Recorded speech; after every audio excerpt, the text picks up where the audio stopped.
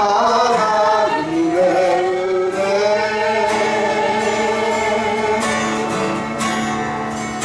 나 순종함 없이 그 땅을 밟아도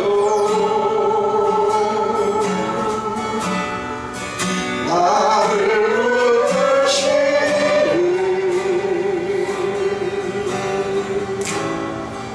하나님의 은혜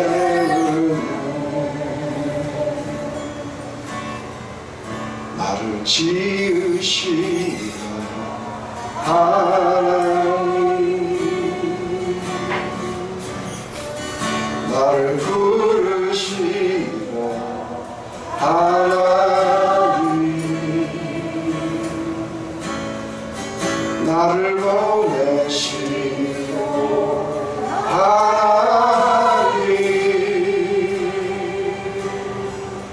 나의 나 된 것은 하나님 은혜라 나의 달려갈 길 다가도록 나의 마지막 꿈을 다하도록 나를 그 십자가 품게 하시니 나의 나 된 것은 다 하나님 은혜라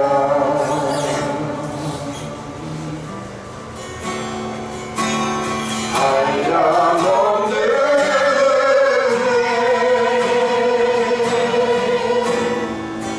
갚을 길 없는 은혜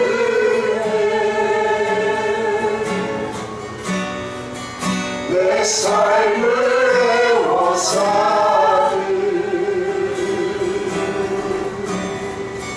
하나님의 은혜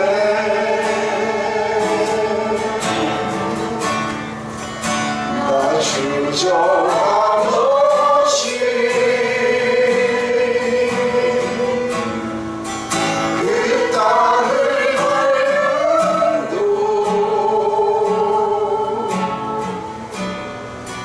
나를 붙드시는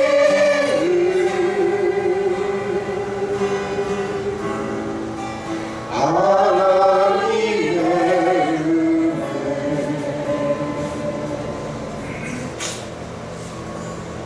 하나님 영원 전부터 하나님의 그 은혜가 우리를 택하시고 우리를 부르시고 우리를 붙드시고 또 우리를 영광으로 이끌어가시는 것을 봅니다.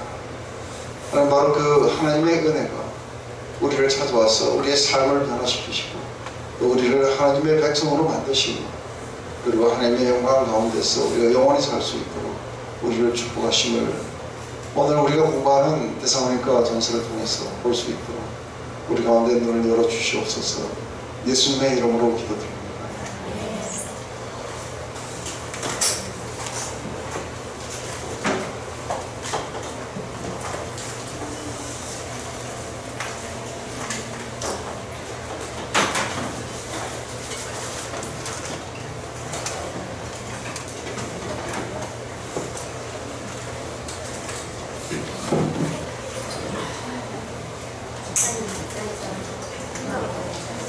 네, 오늘은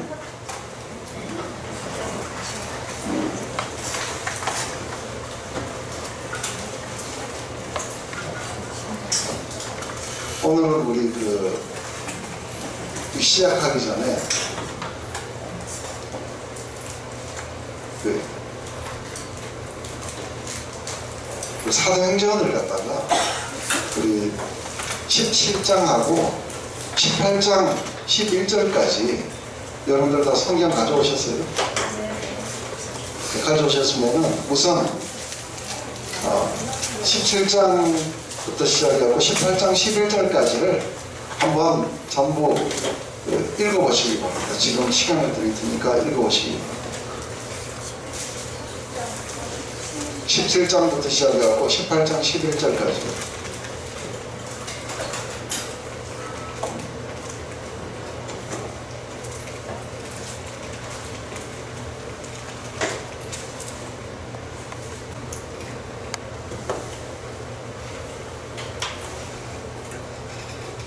다 못 읽으셨으면 시간을 더 드립니다.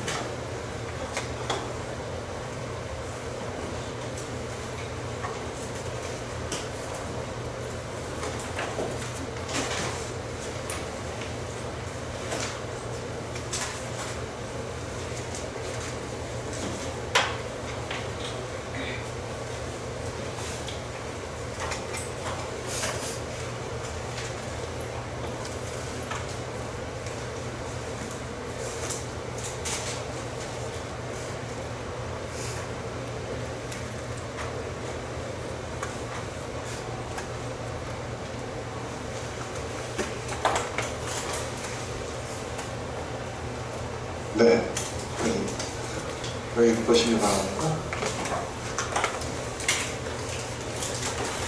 지금 데살로니카는 2차 전도여행 때 갔던 도시입니다. 그래서 우리 몇 차 전도여행이 이렇게 나오는데 지도를 잘 보셔야 되는 게 내년에 여기 우리 갑니다. 그래서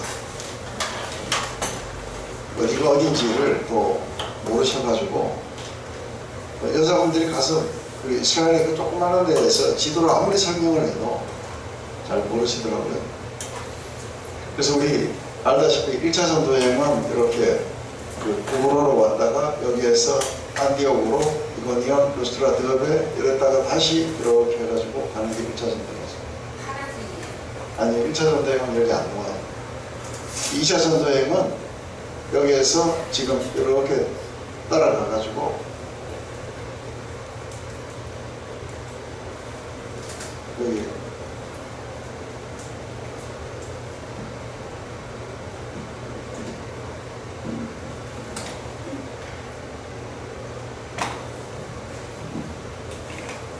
여기 안디옥에서 이제 위로 올라가 비두니아 쪽으로 올라가려니까 성령께서 말하셨고 또 여기 에베소 쪽으로 내려오려니까 예수 영이 막았다 그러죠.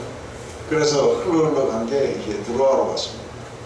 드로아로 가서 지금 제일 먼저 이렇게 그 안볼리에서 빌립보로 이렇게 가서 거기에서 처음으로 이제 자주색 장사 그 리디아를 만나게 됩니다. 그리고 또 귀신 들린 여자를 갖다가 점치는 여자를 귀신 쫓아내주는 바람에 거기에서 투옥됩니다. 투옥되고 이렇게 두들겨 맞고 이러다가 밤에 지진이 나고 해서 거기에서 그 간수가 이렇게 자결을 하려고 그러잖아. 이제 그걸 말려하고 그래서 형제들아 내가 어떻게 하면 구원 얻겠냐 했을 때 주 예수를 믿으라 너와 내 집이 구원을 얻으리라 이렇게 해가지고 빌립보 교회가 형성되니까 옷 팔던 여자들하고 아마 간수의 가족하고 뭐 이렇게 해가지고 처음 그 빌립보 교회가 이렇게 서게 됐을 거라고 합니다. 근데 이렇게 그 빌립보에서는 사실은 그 유대인의 회당이 없었어요. 그래서 사실은 보통은 유대인 회당에 갔는데 유대인 회당이 없어갖고 강가에 가지고 기도하려고 하다가 아시아에서 만난 옷장사 그 리디아를 만나게 되죠.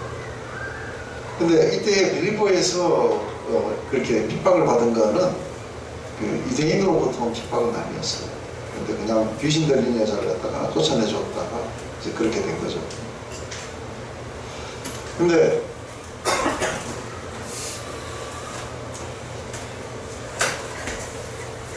거기에서 이제 밤에 이렇게 많이 두드려 맞고 이런 어떤 그런 과정을 이렇게 거치면서 굉장히 아주 수치스럽게 거기서 복음을 전했습니다.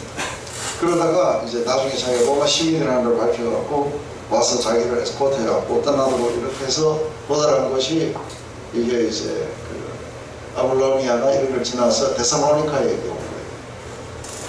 근데 이 데살로니카에서는 유대인들이 있어갖고 회당에 들어갔습니다. 회당에 들어가갖고 뭔가 이렇게 가르치고 이렇게 하다가 이제 3주를 가서 가르쳤습니다.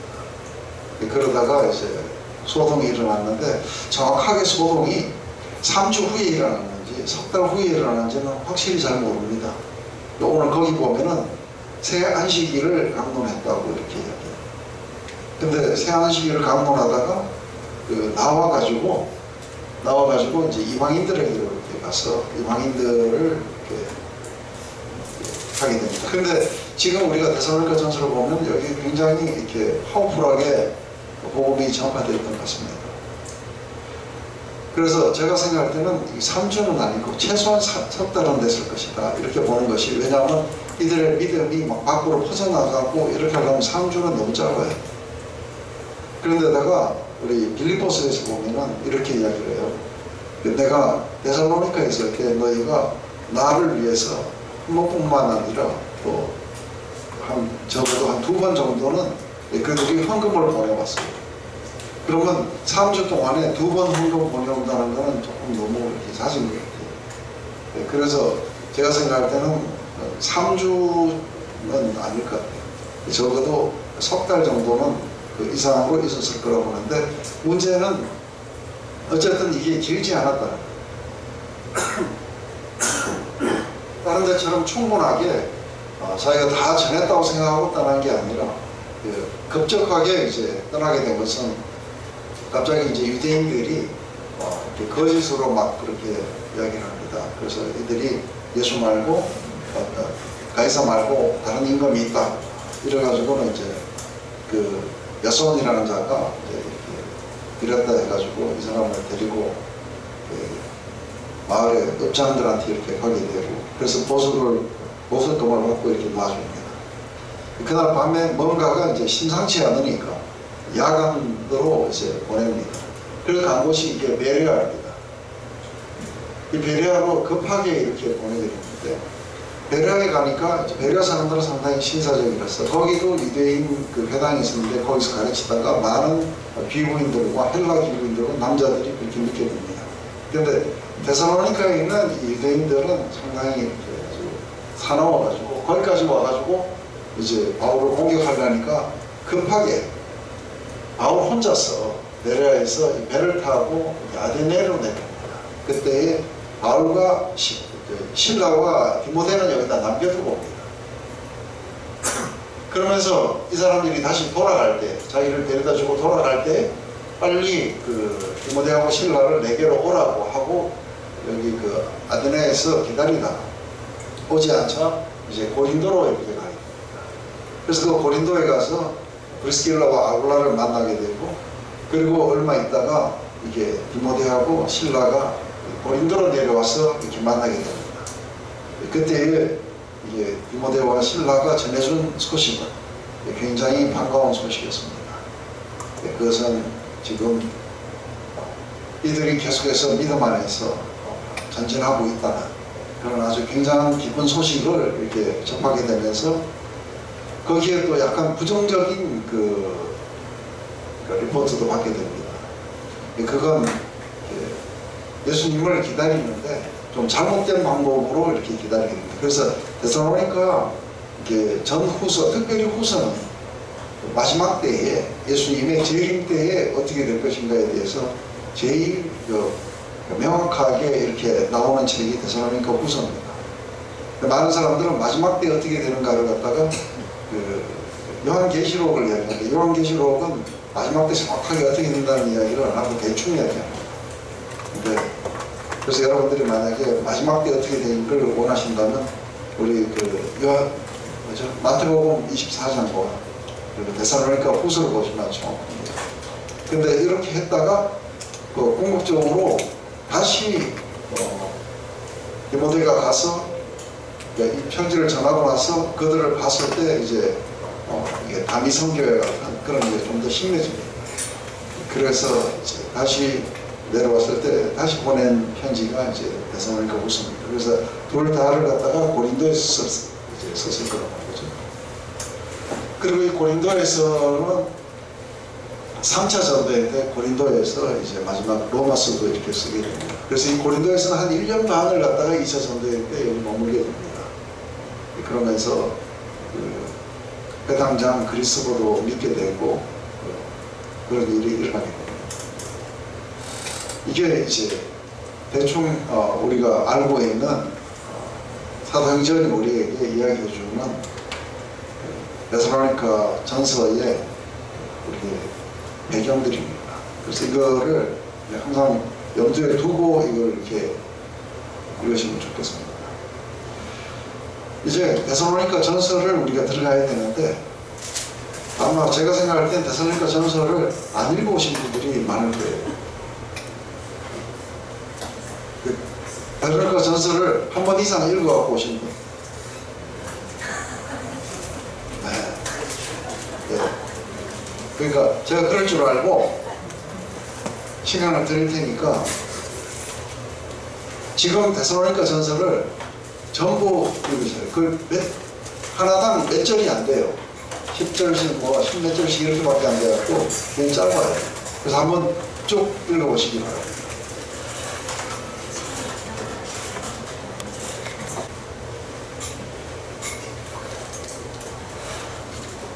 무슨 이야기 같습니까?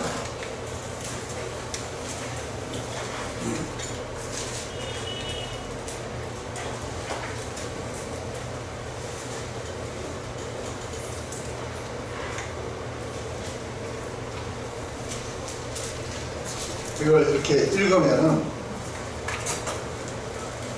데살로니가 전서를 이렇게 쭉 읽으시면서 그러니까 제일 중요한 건 아주 디테일한 걸 보는 게 아니라 전체 큰 그림들이 어떻게 이렇게 연결되는가를 이렇게 보는 겁니다. 보면은 이 교회 안에 무슨 문제가 있었고 바울은 왜 이 편지를 썼는지, 근데 바울의 확신을 보며 또 이들 안에 문제들을 어떻게 다루고 갔는지, 이 편지이기 때문에 이게 복음서와는 다릅니다. 복음서는 예수님의 행적과 이런 걸 통해 가지고 예수님이 하나님의 아들이신 것과 그리고 그분의 메시아이신, 그리고 그분의 가르치신 또 그분의 행적들 이런 것을 갖다가 그 사람들에게 알려서 그분의 메시아 되심을 갖다가 이야기한다면은, 편지는 절대 아무 문제가 없는데 이렇게 뭐 편지를 썼거나 그러진 않아요. 그래서 뭔가 편지를 쓰면서 그 하나님께 감사해야 되는 부분도 있고 또 그들에게 권면해야 되는 부분도 있고 그렇습니다. 근데 권면을 해야 되는 그런 부분들은 이 사람들이 믿은 지가 지금 뭐 얼마 안 됐기 때문에 그렇게 라이프 스타일이 많이 바뀌었는데도 불구하고 여전히 이렇게 오류들이 나타납니다. 그래서 그런 어떤 오류들은 아마 그 문화적인 것에서부터 왔을 거라고 보는데, 그 중에 가장 큰 오류가 이제 마지막 때에 대해서 이들이 제대로 잘 이렇게 이해하지 못하고 있는 거죠. 그래서 이들은 곧 이제 주님이 오신다고 이렇게 믿고, 그 가운데 어떤 사람들은 이제 일도 안 하고 그런 사람들도 있는가 하면, 어떤 사람들은 주님이 오셨을 때에 그렇다면은 우리 먼저 이렇게 믿고 먼저 죽은 사람들은 어떻게 되는가 하고 이제 이런 것 때문에 슬퍼하고 이런 사람들도 있었고, 이런 것들이 이제 그 안에서 이렇게 나오고 있는데, 이거는 마치 이렇게 우리가 전화를 옆에서 엿듣는 것처럼 바울이 뭔가 이야기하는 속에서 저들의 문제가 뭐였고, 또 데살로니가에서 바울에 대해서 또 잘못 이야기하는 사람들은 어떻게 지금 이야기를 하고 있고, 그래서 궁극적으로 바울은 자기를 어떻게 변호하고 있고, 그리고 그들의 잘못을 어떻게 부드럽게 그렇게 권면해서 고치고 있는지, 이런 걸 보게 됩니다. 그래서 지금 이제 가장 커다란 문제는 이렇게 핍박의 문제입니다. 이 데살로니가에서는 심각한 핍박이 일어났고, 근데 그 핍박이 그 사도 바울에게는 유대인들이 그랬지만 데살로니가 사람들에게는 그 같은 그 동족들이 그렇게 했다고 이야기를 합니다. 그래서 아마 이렇게 되었을 때 우리나라에서 또 이제 뭐 그런 일이 많이 벌어졌습니다. 이렇게 됐을 때 가족들로부터 이렇게 공격을 받았다든지 아니면 그 동네에서 그랬다든지 뭔가 그런 부분들이 좀 있었을 거라고 봅니다.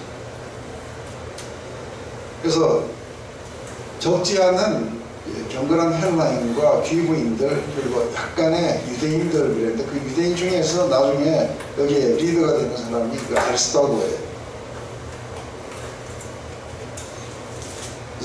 또 유대인들이 이렇게 또 그 공격을 했고, 그래서 결국 베레아로 그리고 아데네로 고린도로 이렇게 도망갔습니다. 근데 그 여기에서 이게 한 시간 날짜로는 어느 정도, 연도는 어느 정도 되냐면, 이게 한 AD 50년에서 51년쯤 될 거라고 주님이 나를 떠나신 지 거의 한 15년 조금 넘는 그런 시간에 있을 거라고.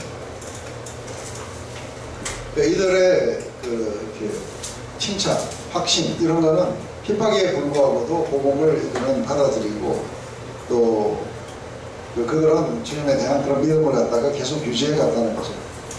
근데 약점은 이렇게 바울이 오랫동안 함께하지 못했기 때문에 이들이 공감정도 많았을 거고 또 신앙생활을 하면서 어느 방향으로 가야 되는지 이런 것들에 대해서 잘못 이해했는데 그 중에 하나가 이제 재림에 관한 얘기였습니다. 그리고 이 옛날에 그 라이프 스타일을 그렇게 유지하게 되는 케이스들이 많이 있었는데 또 먼저 죽은 자들에 대해서 슬퍼하거나 이렇게 했던 사람들이 많았던 것 같습니다.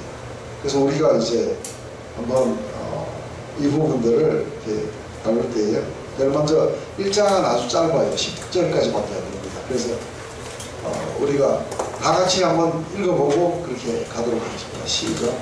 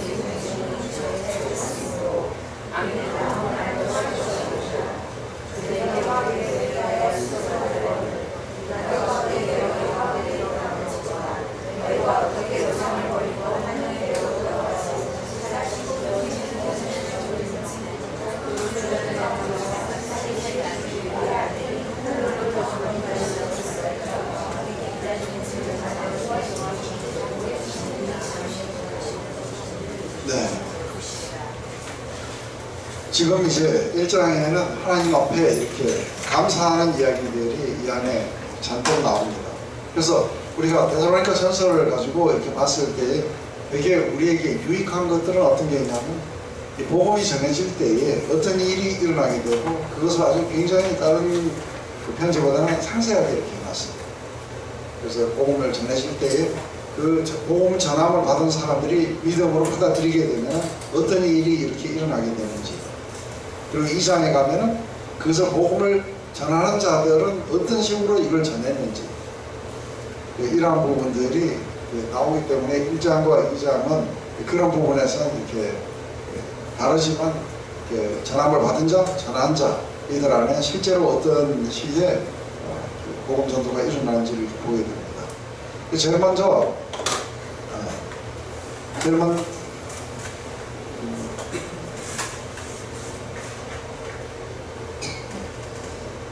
제일 먼저 우리가 너희 무리를 인하여, 처음에 이제 바울과 실로와 디모데는 이렇게 편지합니다 하고 한 것은 그리고 로마 시대의 그 전형적인 그 편지의 서두 인사입니다.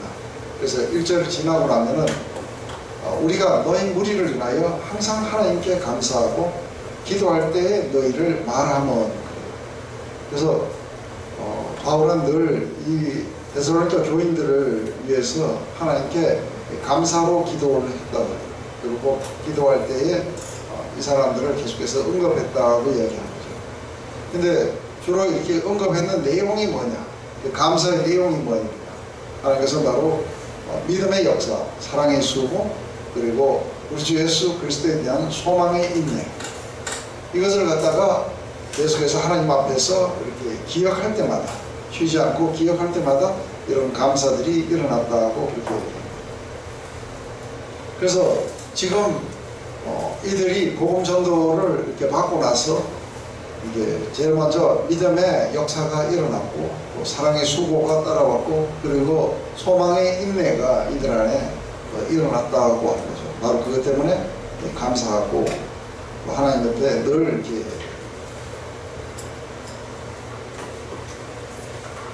그래서 제일 먼저 이제 이렇게 보면은 우리가 믿음의 역사 그래요, 그죠? 그럼 믿음이라는 것은 사실은 보이지 않는 거예요. 근데 역사라는 것은 보여야 돼요. 사랑이라는 것도 우리 안에 감정적인 것일 수 있어요. 근데 사랑의 수고는 보이는 거예요. 또 소망이 있는지는 그 사람이 마음속에 있는 그 영적인 실체지만 그것은 인내로 나타나게 될 거라고 하는 거죠.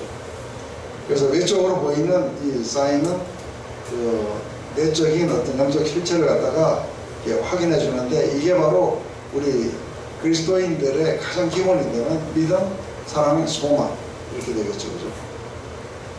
근데 이 믿음이라는 것은 제일 먼저 이렇게 이들이 전했는 복음의 메시지들 이걸 갖다가 받아들이고 그리스도에게 자신을 갖다가 의탁하는 걸 이렇게 이야기하겠죠. 그리고 사랑이라는 것은 그 복음 속에서 나타났던 그 그리스도의 사랑이 이들의 삶을 통해 가지고 다시 드러나게 되는 거죠. 이 소망이라는 건 하나님이 이제 하나님이 이루실 그 약속들을 갖다가 계속해서 신뢰함으로 말미암아 이 땅에 있는 어떤 고난 속에서도 끝내 우리는 승리하는 편에 속해 있고 그리고 축복이 우리를 기다리고 있다 하는 것을 갖다가 알게 되겠죠. 근데 이제 우리가 한 가지 아는 거는 믿음을 갖다가 그 할 때 역사라고 그래요. 믿음의 역사. 믿음의 역사라고 왜 이렇게 이야기를 하냐면 우리 갈라디아서 5장 6절에 보면은 이제는 지금부터는 할래나 못 할래는 별로 소용이 없다. 그래서 우리가 법을 지켰느냐 안 지켰느냐는 지금 더 이상 카운트 되지 않는다. 근데 중요한 거는 이렇게 사랑으로 역사하는 것. 사랑으로 역사하는 믿음이 가장 중요한 것이다. 여러 곳에 보면은 야고보서는 너희가 믿음이 있느냐? 그러다가 그 믿음을 갖다가 보여달라 그러면은 뭘로 보여주는 거예요? 행함으로 보여주게 된다. 아브라함이 그래서 야고보의 이야기도 아브라함이 하나님의 약속을 믿고 믿었다는 거죠. 근데 그 믿고 가만히 있었으면 그게 지를 구원하겠느냐? 믿고 따라갔기 때문에 그 믿음이 실제로 그렇게 나타났다는 거예요. 그래서 언제나 이 믿음은 삶의 역사로 나타나게 된다는 거예요. 그래서 만약에 삶에서 보이지 않는다면 그 믿음이 진짜인지 아닌지를 알 수가 없게 되는 거예요. 그래서 사실은 우리가 어떠한 것들을 이렇게 믿게 되었을 때 그 내용이 그 복음의 말씀을 갖다가 믿게 되었을 때 그 말씀이 우리의 그 영혼 안에서 우리의 삶의 모든 부분들을 갖다가 실제로 이렇게 통합을 해갖고 재조정을 하게 되는 게 이게 믿음입니다.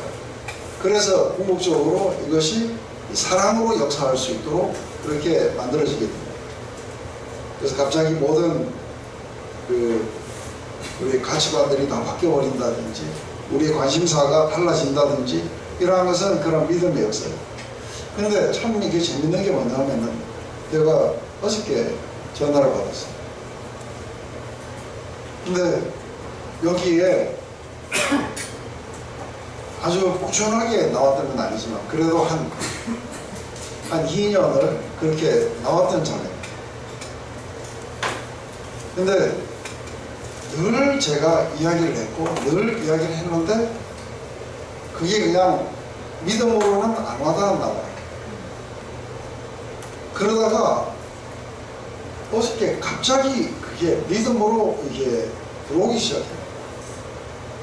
그러면서 이 모든 것들이 갑자기 통합이 되고 이러면서 삶 안에 어떤 변화가 막 일어나요.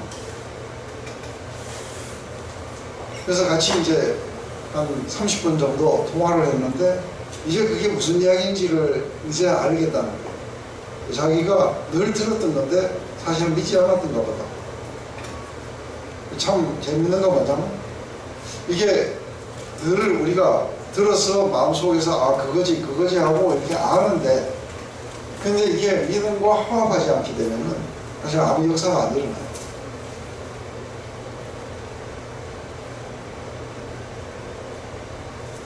이게 사랑도 마찬가지로 우리가 그렇게 이야기할 수 있겠죠.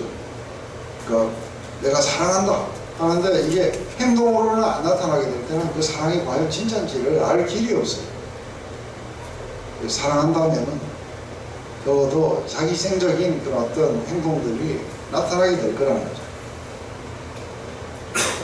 그러다 보니까 사도 바울은 이걸 갖다가 수고라는 표현을 썼어요. 수고. 사랑은 수고로 나타나게 될 거다. 근데 이게 소망은 미래에 대한 확실성이에요. 미래에 대한 확실성은 오늘의 삶을 갖다가 지탱하게 해줘요. 그래서 오늘날에 고난이 있다 할지라도 미래에 대한 확실성만 있다. 그래서 제가 지금 이제 소망이 있어요. 그죠? 이제 한 열흘만 있으면은 제가 이제 캐나다로 가게 돼요.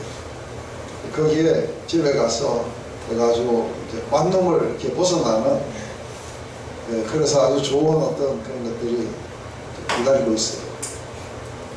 그렇다면은 지금 여기서 복잡한 그런 어떤 좁은 공간 이런 걸 갖다가 견디는 거는 별로 이렇게 문제가 안 돼요. 왜냐하면은 넓은 공간에 가서 편안하게 내가 쉴 수 있는 공간이 있다는 이 사실이 오늘날 여기서 이걸 견디게 해줄 수 있죠. 만약에 그게 없이 죽는 날까지 이렇게 살아야 된다면 또 그 나름대로 적응을 해야 되겠지만 조금은 답답할 수도 있겠죠. 그래서 하나님의 그런 어떤 약속을 우리가 믿기 때문에 소망이 생겨요. 우리가 하나님의 말씀을 갖다가 하나님의 사랑을 믿었기 때문에 사랑이 프로듀스되고 하나님의 약속을 믿기 때문에 소망이라는 게 생기게 돼요. 그래서 결국은 이 모든 것들은 어디서부터 시작하냐면 믿음으로부터 이렇게 시작이 돼야 돼요. 그래서 이제 주님이 다시 오실 것에 대해서 희미하면은 소망이 없어요. 그죠? 근데 주님이 확실하게 다시 오실 것이다. 오셔서 우리를 갖다가 이런 모든 상황 속에서부터 구하셔서 근데 당신의 나라 안에서 우리에게 영원한 영광을 함께하시 취하실 것이다. 이것에 대한 확실한 어떤 믿음이 있게 된다면 우리가 소망이라는 것을 생기게 되겠죠. 그래서 한 사람이 그 사람이 얼마나 크리스천의 삶을 잘 사는가, 이 사람이 얼마나 영적으로 건강하고 이 사람이 얼마나 이렇게 성장해 가는가 하는 우리가 벤치마크라 그러죠. 그것은 하나의 기준점이 되는 것은 뭐냐면 이게 바로 이 사람 안에 이게 뭔가 역사로 나타나는 믿음이 있는지, 그리고 사랑의 수고가 나타나는지, 그리고 소망 가운데 이 사람이 인내하는지, 이러한 것들이 사실은 커다란 표가 되겠죠. 근데 이게 데살로니가 교인들의 삶에 나타났다는 거예요. 그러니 지금쯤은 이미 그게 없어질지도 모르겠다, 이렇게 생각할 수도 있어요. 이미 자기가 떠나온 지도 지금 몇 달 됐고, 이런 상황 속에서 어쩌면은 너무 짧은 시간에 사람들이 그랬다가 지금쯤은 이 사람들이 아마 안 믿을지도 모르겠다. 그래서 교회가 와야 되고, 더 이상 믿는 사람들이 거기에 없을 수도 있다. 근데 거기 유대인들이 그렇게 아주 눈 시퍼렇게 뜨고 지키고 있으니 갈 수도 없고, 그래서 여기 보면 내가 몇 번 가려고 했는데 사단이 막았다 그래요. 그 사단이 이제 유대인들을 막을 거겠죠. 근데 갑자기 디모데가 이렇게 보내온 거는 이게 믿음의 역사와 사랑의 수고와 소망의 인내가 이들 안에 이렇게 자라고 있다는 것을 갖다가 이렇게 보게 됐을 때 굉장히 이렇게 기쁘고, 이것을 갖다가 늘 쉬지 않고 하나님 앞에서 기억하면서 하나님 앞에 감사를 드렸다는 것이죠. 이게 이제 감사의 첫 번째 일이에요. 좀 쉬었다가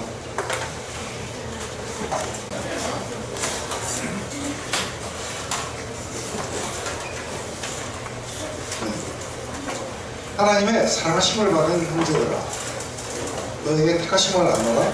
이런 복음이, 우리 복음이 말로만 너에게 이른 것이 아니라 오직 능력과 성령과 큰 확신으로 된 것이니, 우리가 너희 가운데 너희를 위하여 어떤 사람이 된 것은 너희가 아는 바와 같으니라. 또 너희는 많은 환난 가운데서 성령의 기쁨으로 도를 받아 우리와 주를 본받는 자가 되었습니다. 그러므로 너희는 마게도니아와 아가야의 모든 믿는 자의 본이 되었는지라. 지금 하나님 앞에 감사해야 되는 그 이후에 또 다른 한 부분은 이제 이 부분인데요. 이것은 이들이 그 도를 받을 때 그냥 받은 게 아니라 능력과 성령과 커다란 확신 가운데 이걸 받게 됐다. 근데 이게 어떤 가운데 이렇게 받았냐면은 바로 환난 가운데서 기쁨으로 이걸 받았다. 그래서 지금 이렇게 나타나게 되는 이거는요, 굉장히 아주 어렵고 핍박과 이런 것들이 많은 가운데서 이 사람들은 아주 성령의 기쁨으로 도를 받아가지고 그때에 커다란 능력이 나타나고 그리고 성령의 역사가 나타나고 큰 확신 가운데 이들이 이걸 받았다. 근데 한 가지 이제 이걸 보고 사도 바울은 뭐라고 이야기를 하냐면 하나님의 사랑하심을 받은 형제들아 하고 이렇게 해요. 그러면서 너희의 택하심을 안다고 이야기를 해요. 그래서 어떻게 택하심을 아는가? 하나님이 우리를 택하신 것을 어떻게 아는가? 여기서 보면 하나님이 우리를 택하신 걸 어떻게 알아요?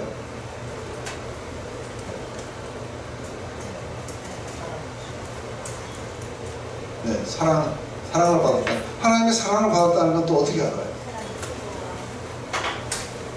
하나님의 사랑을 받고 하나님이 택하셨다는 것을 어떻게 알 수 있어요? 네, 환난 가운데 도를 기쁨으로 받아가지고 큰 능력과 그리고 성령과 큰 확신으로 이제 복음을 갖다가 받아들이게 되었다는 거예요. 그래가지고 뭐가 나타나냐면 믿음의 역사가 나타나고 사랑의 수고가 나타나고 그리고 소망의 인내가 그렇게 나타나게 되었다는 거예요. 이게 하나님의 택하심이 있다는 걸 갖다가 그렇게 알게 되었다는 것이죠. 그래서 만약에 그 너희들의 베드로 그 후서에 가면은 하나님의 그런 어떤 모든 신적인 성품 이런 것들이 실제로 너희 가운데 이렇게 나타나게 해서 너희들의 택하심을 굳게 하라. 하나님이 우리를 택하신 것을 갖다가 우리가 굳게 하는 것은 어떻게 굳게 하느냐면 바로 이러한 그 신앙의 퀄리티들이 나타나게 됨으로써 하나님이 택하셨다는 걸 확실하게 알게 된다.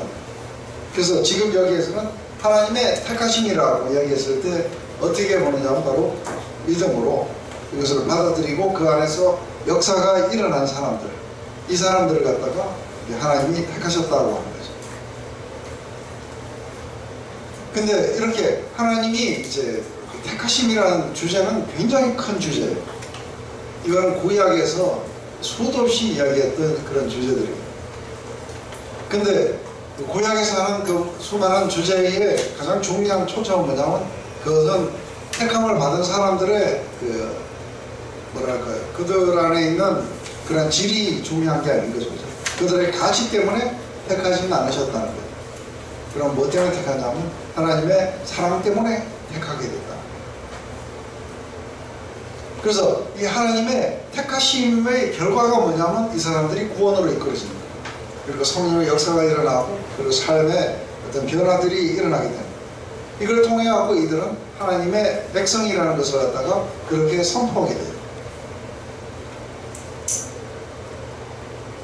그래서 상당히 중요한 건 이게 구원이 우리가 믿을 때 일어나지만 이건 하나님이 먼저 시작하신다는 거예요. 하나님의 이게 미리 하신 것, 택하심, 이게 없으면 우리 안에 아무것도 안 일어나요. 그래서 이 택하심이라는 건 하나님이 부르셨을 때 거기에 네 하고 응답했다. 믿음으로 응답했는 이 사람들을 부를 때 이게 택한 족속이라고 이야기합니다. 그래서 우리가 구약에 나오는 이 택하심에 대해서 몇 가지를 보면 이래요.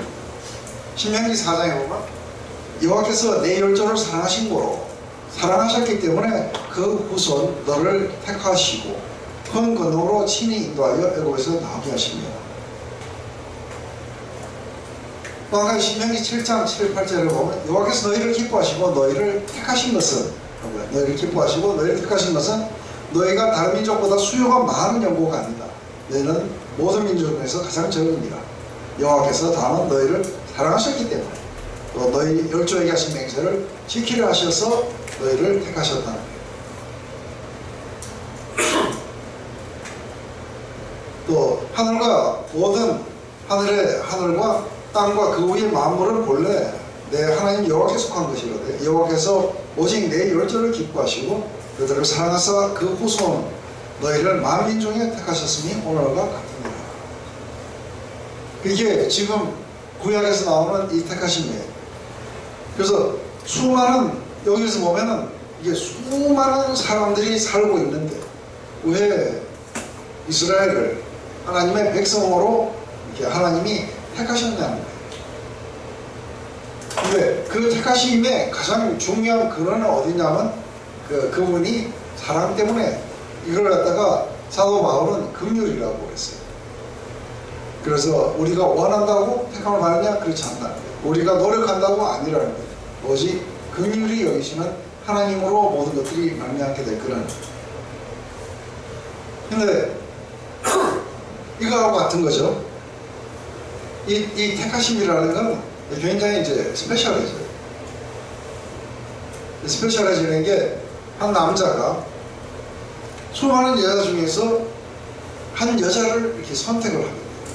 그래서 자기의 아내로 이렇게 했다면 이제는 이 여자는 다른 모든 여자하고 같을 수가 없어요.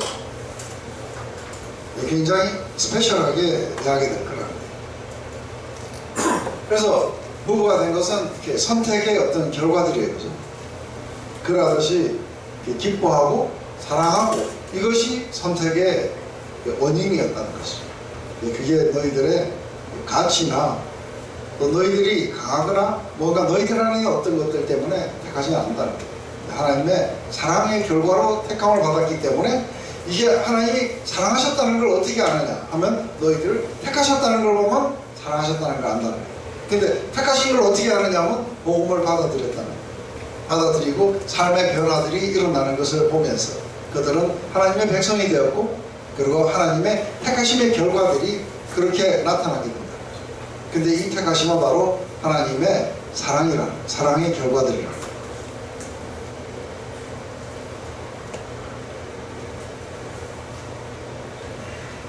우리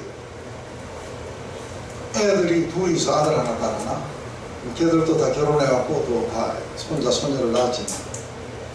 근데 이거는 우리가 선택해서 애들을 내 자녀들로 낳은 건 아니에요. 그래서 그냥 낳은 거예요. 그런데 내가 어떤 한 아이를 갖다가 내가 입양을 했다면 이건 다르네요. 입양을 했다면은 이 아이는 제일 먼저 뭐예요? 나의 선택을 받게 돼요. 그리고 내가 원했다는 거예요. 그래서 누군가가 자기를 원했고 자기를 선택했기 때문에 한 가족이 됐다는 거예요. 그래서 이게 어답션이라는 거는 일반적으로 나타나는 거는 우리가 우리 애들은 사실은 우리가 아들인지 딸인지도 모르고 낳았어요. 나중에 낳고 보니까 아들이고 낳고 보니까 딸이고 그래요. 그래서 하나님은 우리에게 주시는 대로 우리가 이렇게 가족이 됐어요. 근데 어답션이라는 건 상당히 다른 이야기입니다. 그래서 온 세상이 하나님의 것이지만 만민 가운데 이스라엘을 택했지 수많은 사람들 가운데 지금 데살로니가 교인을 갖다가 그분의 백성으로 택하셨다는 거예요. 여기에 하나님의 사랑입니다. 그래서 하나님의 사랑하심을 받은 자들아 하고 얘기합니다. 하나님의 사랑하심을 어떻게 받았냐면 바로 그분이 너희들을 그분의 백성으로 택해 주셨다. 왜 택하셨냐면 바로 너희들을 사랑하셨기 때문이다. 너희를 기뻐하셨고. 그래서 그 결과가 어떻게 되냐면 너희들은 구원에 이르게 됐고 그리고 너희들 삶 안에는 이런 성령의 역사가 커다란 능력과 확신이 너희들 가운데 나타났습니다. 그래서 믿음의 역사와 사랑의 수고와 그리고 소망의 인내가 너희 안에 나타나고 있다. 그래서 우리가 먼저 하나님을 택한 게 아니고 그래서 우리가 하나님을 택한 것을 굉장히 많이 강조하게 되는데, 근데 하나님은 나를 택하시지 않은 것처럼 자꾸만 느껴져요. 그건 굉장한 오해예요. 그죠? 하나님 먼저 우리를 택하셨어요. 그래서 여기 보면 지금 우리가 요한복음 15장에 보면 너희가 나를 택한 게 아니고 내가 너희를 택하여 세웠다. 근데 지금 이야기를 하시면서 왜 내가 너희들을 택해서 세웠느냐면 너희들에게 열매 맺은 삶을 살게 하기 위해서. 그래서 하나님의 영광과 찬송이 되게 하기 위해서 내가 너희들을 택해서 세웠다고 제자들에게 그렇게 말씀하세요. 너희가 나를 택한 게 아니고 내가 너희를 택했기 때문에 너희들의 삶 안에는 열매가 일어나게 될 거고, 그리고 하나님의 영광과 찬송이 되게 될 것이다. 근데 사도행전 13장에 보면 이방인들이 듣고 기뻐하여 하나님의 말씀을 찬송하며 영생을 주기로 작정된 자는 다 믿더라. 하나님이 택하신 자들은 다 믿게 되더라는 거죠. 그래서 제가 사실 우크라이나에 가서 이렇게 복음을 전할 때 한 마을을 이렇게 해놓고서는 이야기를 했는데 어떤 사람들은 상당히 가깝다고 생각했어요. 그 사람들은 지금 곧 믿을지도 모르겠다 이렇게 생각했고 했는데, 근데 마지막에 그 주님을 받아들일 사람들을 나오라 했더니 영 엉뚱한 사람이 나와요. 그 사람은 제일 나중에 와가지고 이야기를 다 못 들었는데 그 사람이 나와가지고 자기가 받겠다고. 그러면서 참 이게 우리가 생각한 거하고 다르구나. 왜냐하면 영생을 주기로 작정한 자들은 다 믿게 돼요. 이게 하나님의 택하심이 먼저 있고, 그리고 하늘과 땅의 모든 권세를 갖다가 내겨주셨기 때문에 우리는 어떻게 해야 되는데, 하나님이 그렇게 이미 작업한 사람들은 다 믿게 될 거라는 거예요. 그래서 우리가 하는 일은 뭐냐면 암대하게 복음을 전하는 거예요. 두아디라의 자주장사로서 하나님을 공개하는 르디아라는 한 여자가 있는데, 주께서 그 마음을 열어 바울의 말을 청종하게 하십니다. 그러니까 하나님이 그 여자의 마음을 열어서 청종하게 하셨다. 그래서 지금 여러분들이 예수님을 믿습니까? 예수 믿어요? 네? 대답을 안 하세요. 예수님을 믿으세요? 그렇다면은 이게 믿는 게 여러분들이 곰곰이 생각하고 면밀히 분석하고 마침내 결론을 내려서 믿기로 작정하냐면 안 그래요. 여러분들이 하나님이 마음을 열어주시고, 그리고 그 이전에 여러분들을 택하셨기 때문에. 근데 왜 택하셨냐면 여러분들을 사랑하셨기 때문에 택하셨다는 거예요. 그리고 그분의 백성으로서 열매 맺는 백성으로 데리고 오시려고 여러분들의 마음을 열어서 복음이 전파될 때 그것을 믿음으로 받아들여서 역사가 일어나도록 그렇게 해주셨다는 거예요. 그래서 우리의 구원은 하나님의 선택이에요. 우리 안에 일어난 하나님의 역사지 우리가 어떻게 한 건 아니에요. 그래서 하지만 우리 편에서는 뭐예요? 하나님의 선물이고, 그리고 하나님의 선택이고 하나님의 역사지만 우리는 우리 편에서 뭐예요? 그것을 믿음으로써 그것을 갖다가 받아들이는 그 역할 이외에 딴 건 없죠. 그죠? 그래서 하나님의 택하시게 되면 이들은 영원한 삶을 위해서 그리스도를 믿게 되고, 그리고 하나님께서 이미 우리 안에서 역사하신 그 역사들을 끝까지 이루어 가시게 될 거예요. 바울이 이렇게 확신하게 되는 이유가 바로 어디에 있냐면 하나님이 택하심을 알기 때문에. 형제들아, 하나님의 사랑받은 형제들아, 너희들의 택하심을 내가 안다. 왜냐하면 너희들 안에 나타나는 이러한 모든 현상들은 이번에 택하심의 결과인 것을 내가 확신한다. 지금 그렇게 이야기합니다. 그래서 이게 이 많은 사람들이 내가 구원에 이를 만큼 믿음이 있냐 없냐 하고 이런 거 자꾸 이제 이렇게 생각을 하세요. 그렇게 해가지고 자기 쪽으로 보면 안 돼요. 그래서 이야기를, 그러니까 복음이 전파될 때 마음을 열어가지고 청종을 하면서 이 말씀이 우리 안에 들어와서 역사할 수 있도록 우리가 열어주는 것 이외에 아무것도 할 수 있는 게 없어요. 막 믿으려고 애를 써도 안 돼요. 근데 중요한 건 뭐냐면 이 구원이 하나님의 선택이고 하나님의 역사라는 사실을 갖다가 그 역사를 갖다가 우리가 받아들이는 그것이 상당히 중요하다는데, 여기 보면 이렇게 우리 로마서에 보면 하나님이 미리 아신 자들로 또한 그 아들의 형상을 본받게 하기 위하여 미리 정하셨으니, 그래서 이미 하나님이 그 예수 그리스도의 그 형상을 본받게 하기 위해서, 열매 맺게 하기 위해서 미리 정하셨다는 거예요. 택하셨다는 거죠. 이는 그로 많은 형조에서 만들어지게 이르셨습니다. 또한 미리 정하신 그들을 부르시고 부르신 그들을 의롭다 하시고 의롭다 하신 그들을 영원롭게 하셨느니라 하고, 이건 처음부터 끝까지 하나님이 하신 거예요. 하나님이 그렇게 정하시고 그렇게 부르시고 의롭다 하시고 영원롭게 해갔어요. 그죠? 이게 모두가 다 하나님의 선택이고 하나님의 일이었다고 이야기해요.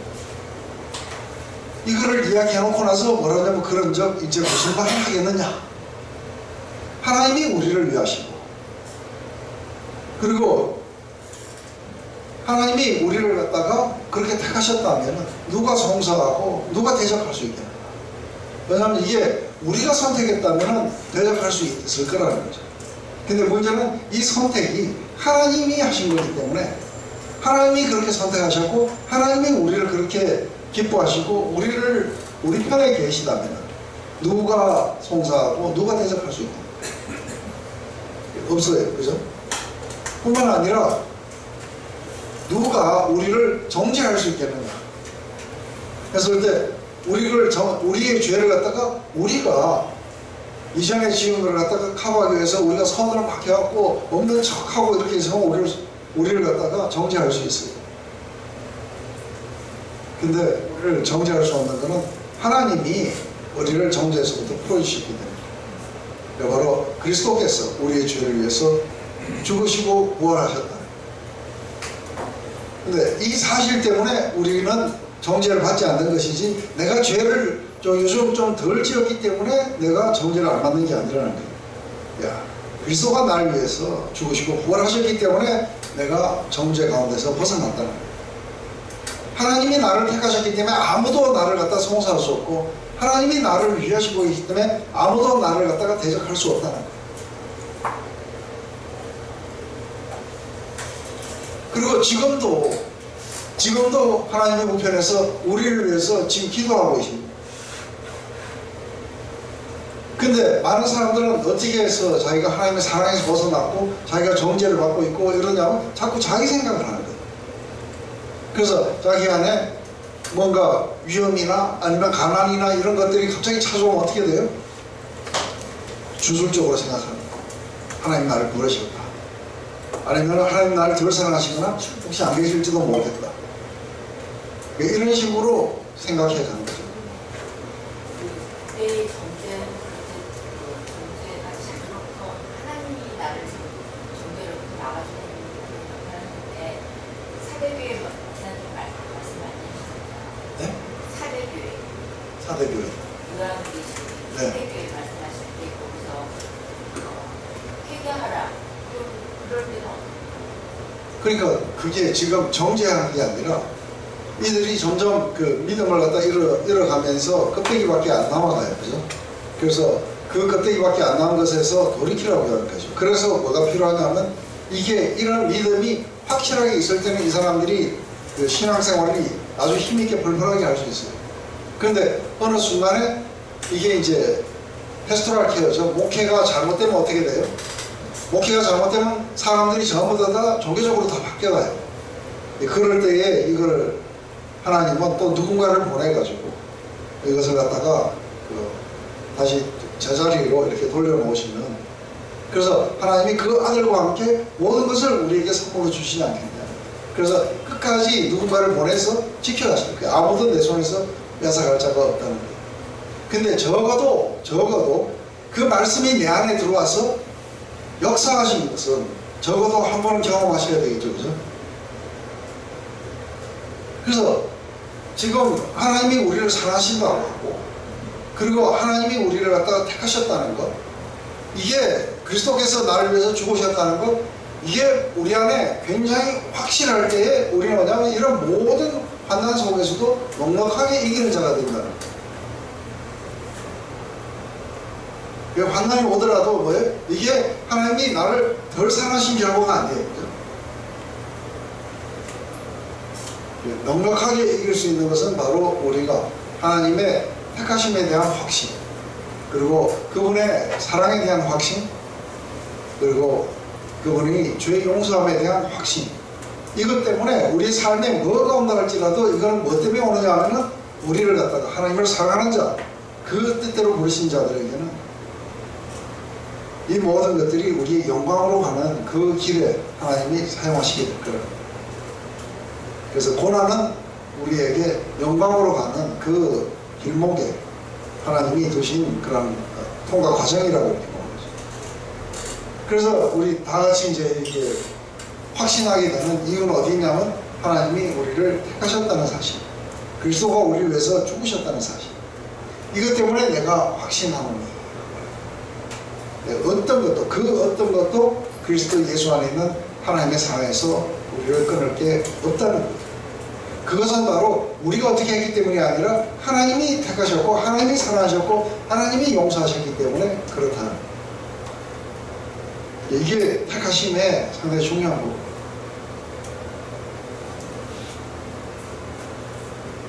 그래서 우리가 이걸 갖다가 그 일렉티브라고 그래요. 이게 택함의 사랑이에요. 그죠? 그것은 바로 우리가 믿음으로 그 도를 받아들이고, 그리고 올바르게 큰 확신 가운데 우리가 그렇게 되게 된다는 거죠. 그래서 하나님께 속했다는, 우리가 하나님이 택하신 사람들은 그분에게 속했어요. 그죠? 이제는 그분의 것이고, 그렇다면은 그것에 어떤 표식이 나타나는데, 그게 바로 믿음과 사랑과 소망이라.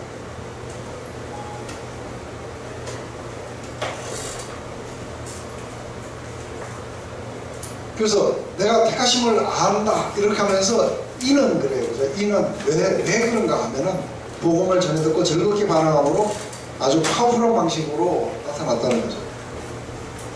인간이 이렇게 말을 전할 때에 그때 아주 파워풀하게 그렇게 전해지지 않으면 아무 소용이 없어요. 인간의 말은.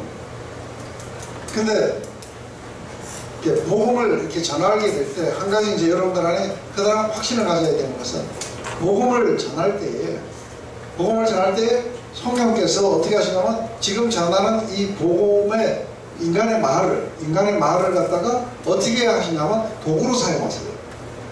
도구로 사용하셔가지고 그 사람 안에 커다란 확신으로 다가가도록 해주시는 거예요. 그래서 뭐가 나타나면 성령과 커다란 확신이 그 사람 안에 실제로 나타나게 돼요.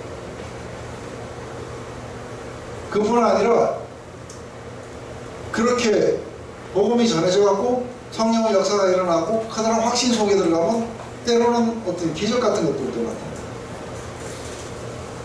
그래서 커다란 능력과 성령과 큰 확신으로 이렇게, 그것은 뭐냐면 하나님이 확인해 주시는 거예요. 하나님이 그렇게 확인해 주셔갖고 갑자기 그럼 이렇게 예수님이 부활하신 후에 엠마오 가는 두 제자에게 이렇게 성경을 풀어 강의하자 갑자기 뭐예요? 마음이 뜨거워지기 시작하고, 그러면서 이들에게 예수님 지금 하신 말씀이 이해가 되기 시작하고, 이런 모든 것들은 성령과 커다란 확신 속에서 이루어지게 되는 것이죠. 그래서 이런 모든 파워풀한 능력의 그 근원은 성령으로부터 오게 되죠. 그래서 이렇게 복음이 확신 가운데 전해지게 됐을 때 그 사람이 택함을 받았다는 걸 알게 돼요. 그래서 엄청난 기쁨을 갖다가 그 사람들한테는 나타내게 되겠죠. 그래서 핍박이 오거나 이런 것이 있을 때도 전혀 상관하지 않고 계속해서 믿음 가운데 그렇게 서갈 수 있게 되겠죠. 그래서 오히려 환난 가운데서도 오히려 우리 주님이 이야기하신 것처럼 그 핍박하는 자들은 아주 기뻐하고 날뛰라. 왜냐하면 우리 하늘에서 받을 상이 크니. 그래서 주님이 마태복음에서 말씀하신 것처럼 그들은 큰 기쁨 가운데 이렇게 나타나게 되겠죠. 그래서 사실은 그러니까 우리가 이렇게 물어보는 거예요. 얼마나 종교적으로 열심히 했느냐의 문제가 아니고 바로 이러한 증거들이 나타나냐는 거예요. 기쁨이 있느냐는 거예요. 근데 종교적으로 변하면 어떻게 돼요? 우리가 와인을 마실 수 있느냐 없느냐, 아니면 고기를 먹을 수 있느냐 아니냐, 이런 거 가지고 따지게 될 때 하나님의 나라는 이제 할례 무할례 여기에서 뭐예요? 먹고 마시는 데 있지 않다는 거예요. 그것은 바로 성령 안에서 우리에게 이런 기쁨이 있느냐, 그리고 하나님 안에서 평강을 누리고, 그리고 그분의 의가 우리 안에서 나타나느냐의 문제입니다.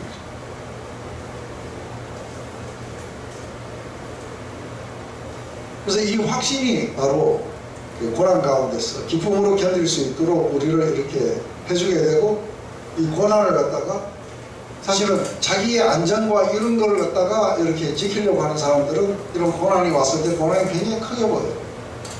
근데 오히려 다른 것에 우리의 확신을 가진 사람, 하나님 안에서 우리의 확신을 준 사람들은 이런 고난이 왔을 때 이게 고난이 그렇게 또 커 보이지가 않아요. 그래서 사실은 고난을 받는 줄도 사실 잘 모르고 지나가는 경우도 많아요. 왜냐하면 마음이 기쁘니까요. 이렇게 해서 사실은 이걸 전부 이렇게 지나가게 되는 것이죠. 그래서 우리 그 로마서 5장에 이렇게 있고, 그러므로 우리가 믿음으로 의롭다 하심을 얻었은즉 우리 주 예수 그리스도로 말미암아 하나님과 더불어 화평을 누리자. 그래서 이 화평을 하나님과 누리게 되고, 또 그로 말미암아 우리가 믿음에 서 있는 이 은혜의 들어감을 얻었으며 하나님의 영광을 바라고 즐거워하느니라. 기쁨도 나타나요.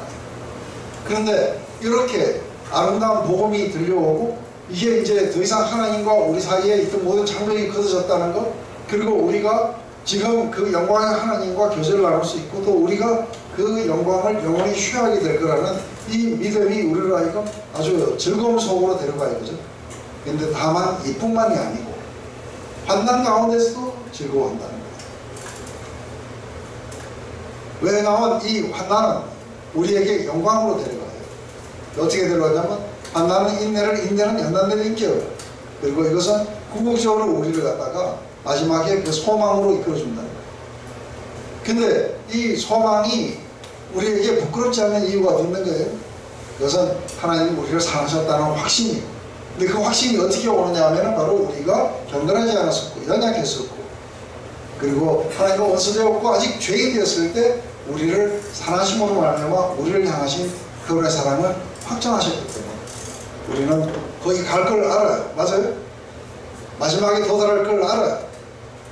바로 마지막에 도달할 걸 알기 때문에 이것이, 이 소망 때문에 어떻게 돼요? 이 땅에 있는 모든 환난들을 또 다 견디게 돼요. 그래서 이게 사실은 뭐 따로따로는 같지만 믿음이 소망을, 믿음이 사랑을, 믿음이 인내를, 모든 걸 다 이루게 되도록 그렇게 만들어 가게 될 거라는 거예요. 그래서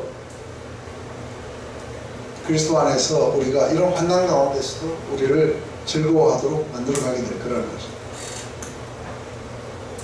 근데 이게 이제 즐거움의 소방수들이 있어요. 즐거움을 가서 막 칙 하고 뿌리면 그냥 즐거움이 싹 가는 거예요. 이게 뭐냐면 바로 하나님이 뭘 하셨고 하나님에 대한 것에서부터 싹 돌아서서 자기 쪽으로 돌아서면은 이제 성령의 소망수가 돼요. 네가 뭘 했고 네가 어쩌고 하면은 갑자기 모든 것들이 그냥 힘들어져.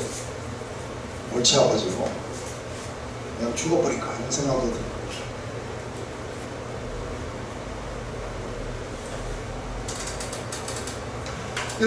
이렇게 즐거워하는 이 즐거움은 인간적으로 그냥 뭐가 우리가 막 즐겁고 하는 그런 감정적인 그런 즐거움은 아니에요. 이 즐거움은 뭐예요? 이 즐거움은 어떻게 해서 풀어질 수 있냐면 하나님이 택하셔서 그 하나님의 사랑을 갖다가 우리 가운데 알리셔가지고 우리 안에 그 말씀이 역사하면서 일어나는 즐거움이에요. 그래서 이 즐거움은 세상적 즐거움이 아닙니다. 이것은 하나님의 역사로 일어나는 그런 즐거움들인 거죠. 이렇게 환난 가운데서 기쁨으로 도를 받는 것이 아가야와 마게도니아. 마게도니아는 그리스의 위쪽이고 아가야는 밑에 쪽이에요. 그래서 마게도니아와 아가야의 모든 믿는 자들의 이게 원이 됐다.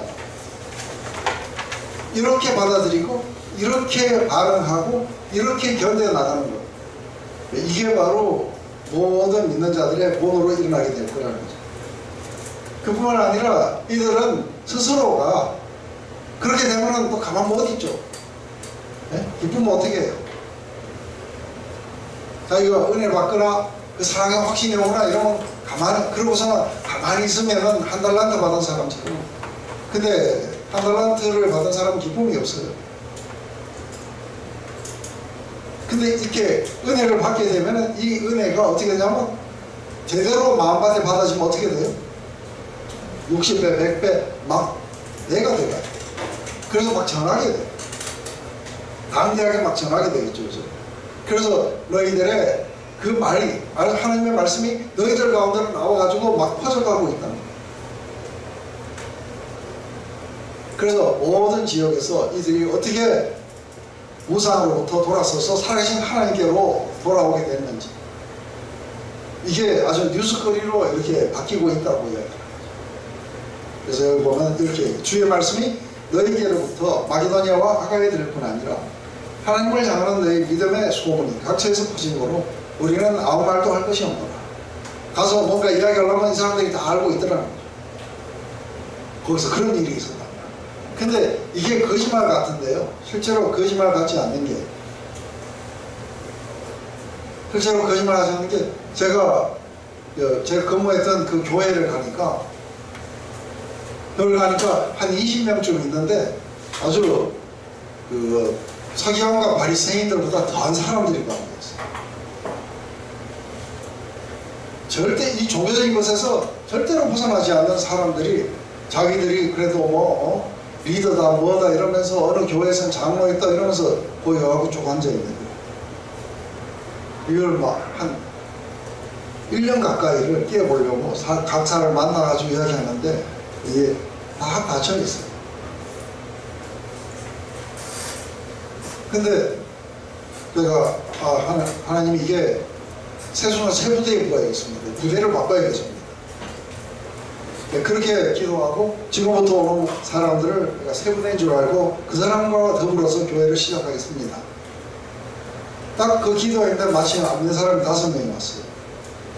이 사람들과 함께 시작을 했는데 오늘 이 데살로니가 전서에 나왔던 이 사람들의 이 모든 것들이 다 나타나는 거예요. 이게 다 나타나니까 어떻게 돼요? 이 사람들 안에 그런 하나님의 말씀이 들어가서 파워풀하게 역사해가지고 이런 기쁨과 이런 것들을 잡아내니까 이 사람들은 어떻게 해요? 가만 못 있는 거예요. 가만 못 있으니까 자기가 아는 사람들 불러오고 뭐 하고, 교회에서 지나가다가 화장실 갔다가 뭐 한국 사람이세요? 이래가지고 뭐 한 명 또 이제 되고. 근데 이렇게 하다 보니까 원래 있던 사람들은 이게 뭐야 해갖고 이제 뒤로 밀리는 거예요. 왜냐하면 이 사람들, 새로 예수님을 받아들인 사람들의 눈에는 이 사람들이 안 믿는 불신자들 같아요. 그러니까 막 찾아가고 예수 믿어야 된다고 막 이야기하니까 이 사람들이 놀래는 거예요. 나 예수 믿은 지 지금 30년 됐다는데. 그런데 이 사람들에게는 그게 안 나타나는 거예요. 이렇게 되다 보니까 이게 천하를 어지럽게 하는 사람들처럼 이게 마구 이런 것들이 막 일어나니까 이제 나중에는 뭐예요? 다른 미니스트리에서도 알고 거기에 무슨 뭐 호떡집을 불났냐고. 왜냐면 이 사람들이 이렇게 가만히 이렇게 조용하게 이렇게 있지는 않아요. 각처에 막 이렇게 나가게 되잖아요. 그죠?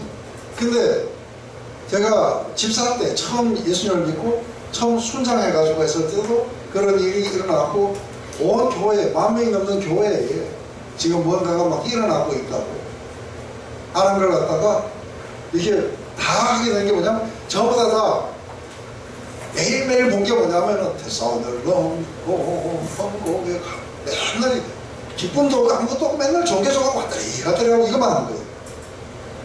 그런데 하나님의 그 역사가 파워풀하게 사람들 안에서 막 일어나고 변화되고 이런 역사가 일어나니까 이게 뭐야 하는 거예요. 근데 어쩌다가 한 번씩은 일어나는데 이게 막 대대적으로 막 일어난 거예요.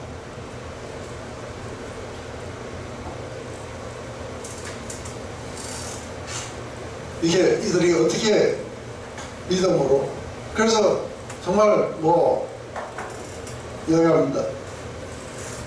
그 전에 교회 다닌 적이 있으니까 오늘 처음 나왔어요. 막 속에서 막 너무너무 신기한 거예요. 어떻게 알고 왔습니까? 지나가다 사람들이 많이 들어가길래 저기 뭐야 하고 그냥 따라 들어갔다. 그 들어왔다가 그렇게 하나님 말씀을 받고 그렇게 변화되고 하는 일들이 일어나는 거예요.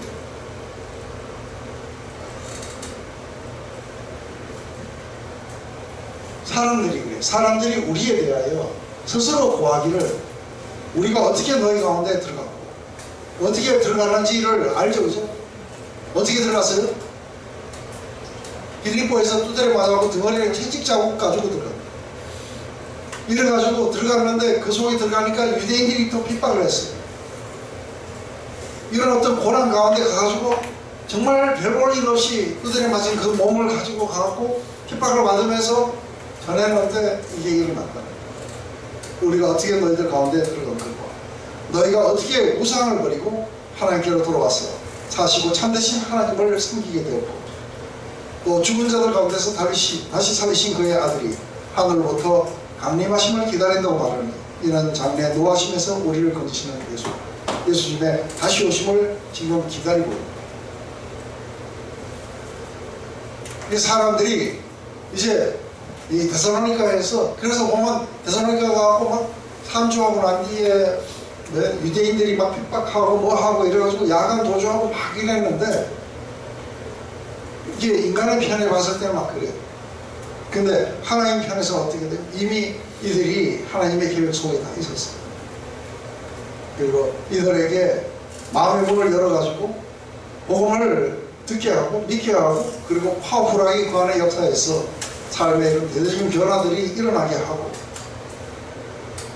이게 들어가서 복음을 전한 자들은 어떤 형태로 들어갔는지 얼마나 비참한 상태에 와가지고 이렇게 하고 얼마나 비참하게 쫓겨났는지 그런데도 불구하고 이들은 어떻게 파워풀하게 면에 갔는지 이 이야기를 하면서 그들은 죽은 우상으로부터 돌아서서 참되신 하나님께로 돌아왔고 그리고 또다시 장차 우리를 모든 진노에서 구원하실 예수 그리스도의 다시 오심을 이들은 기다리는 그런 신앙 가운데 이들이 있었다고 각처에서 가는 곳마다 사람들이 그 데살로니가에서 일어난 일들을 이야기하고 있다. 참 어메이징하죠, 그죠? 그러니 더 이상의 아무런 할 말이 없어요. 그냥 들으면서 뭐만 하면 돼요? 인조이만 하면 돼요. 마음 속에서 막 웃음이 나오고 이렇게 되겠죠. 그래서 이들은 그 회심을 했고 변화를 겪었고 그리고 다시 예수님의 다시 오심을 갖다가 기다리면서 그 미래에 대한 소망이 오늘날 이 많은 환난들을 갖다가 인내하게 그렇게 하면서 이들은 계속해서 믿음 가운데 전진하고 있었다는 것을 보게 되는 것이죠. 이게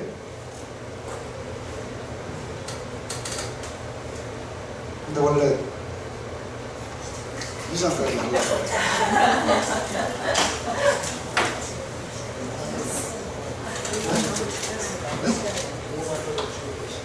로마서를 주고 해가지고 데살로니가가 아니고 로마서를 주고. 그래서 우리 이거를 갖다가 한번 이렇게 읽으면서 한번 이렇게 보시게 되면은 이제 이렇게 전하는 사람들은 어떻게 전했냐? 전하는 사람들은 들어가가지고 이들이 어떻게 들어가서 실컷 다 하고 난 뒤에도 헛되지 않았냐? 열매가 없지 않았냐? 그래서 많은 열매가 이렇게 생겼냐면 이들은 아주 이런 환난 가운데서도 담대하게 전했고 그리고 어떠한 동기 속에서도 인간적인 어떤 그런 유익을 취하고자 한 게 아니라 하나님을 기쁘시게 하는 것이 우리의 동기였다. 그뿐만 아니라 이렇게 너희들에게 어떠한 누도 끼치지 않고 그렇게 하는 것은 순수하게 복음으로서 너희들이 그렇게 바뀌기를 변화했기 때문에 그래서 사실은 너희들에게 우리 자신까지 주기를 원했다. 하고 이제 그 이야기들을 지금 여기서 보면은 어떻게 이 사람들이 그런 순수한 목적으로, 순수한 동기로, 그리고 하나님을 힘입어서 어떻게 담대하게 복음을 전했는지. 그래서 여태까지는 복음을 전하는 사람들이 어떤 식으로 변했는지에 대한 이야기고, 지금은 복음을 전하는 자들이 어떻게 복음을 전했는지에 대한 이야기가 있는데, 그건 천상 다음 시간에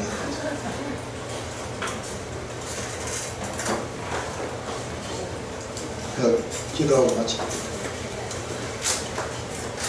하나님 아버지, 참으로 우리에게 이런 원더풀한 일들이 일어날 수 있도록 하나님 역사해 주셔서 감사를 드립니다. 제 삶 속에서 일어났고 또 여기까지 오는 그 여정 속에서 수많은 사람들이 이렇게 변화하는 것을 목격했습니다. 바로 그 파워가 오늘날 우리에게도 역사하셨어요. 우리의 굳은 것들을 다 제어해버리시고 또다시 이런 기쁨 속에서 우리가 남은 삶을 주를 위해서, 주의 영광을 위해서, 복음을 위해서, 또 하나님 나라를 위해서 살아갈 수 있도록 우리에게 인파하시옵소서. 예수님의 이름으로 기도드립니다.